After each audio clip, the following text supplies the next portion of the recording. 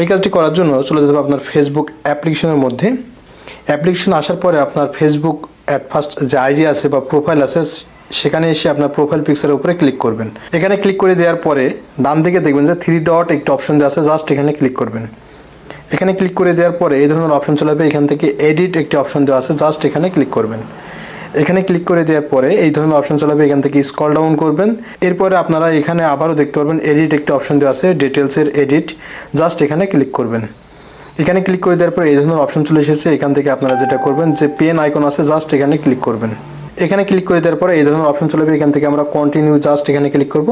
এখান থেকে আপনার ক্যাটাগরি সিলেক্ট করতে হবে, অর্থাৎ পাবলিক ফিগার সেটা হচ্ছে একটি ক্যাটাগরি। আপনার প্রোফাইলে যদি আপনি যে ভিডিওগুলো পোস্ট করেন সেই ভিডিওগুলো কি রিলেটেড সেটা আপনাকে সিলেক্ট করতে হবে। যদি ব্লগ হয়ে থাকে ব্লগ, ডিজাইন হলে ডিজাইন ক্যাটাগরি সিলেক্ট করবেন। এরপর ডিজিটাল ক্রিয়েটর হলে ডিজিটাল ক্রিয়েটর, আপনি যে কোনো একটি এখানে ক্যাটাগরি সিলেক্ট করে নেবেন। এখান থেকে আমি এখন যেটা করবো এটা চেঞ্জ করবো। চেঞ্জ করার জন্য আমরা জার্নালিস্ট, জাস্ট এটা আমরা সিলেক্ট করে নেবো। এরপর আমরা সেভে ক্লিক করব।